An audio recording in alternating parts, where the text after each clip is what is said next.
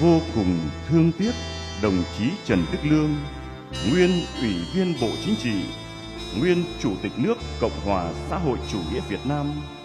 Ban tổ chức trân trọng giới thiệu và kính mời Đoàn Ban chấp hành Trung ương Đảng Cộng sản Việt Nam do đồng chí Tô Lâm, Tổng Bí thư Ban chấp hành Trung ương Đảng làm trưởng đoàn vào viếng đồng chí Trần Đức Lương, nguyên Chủ tịch nước.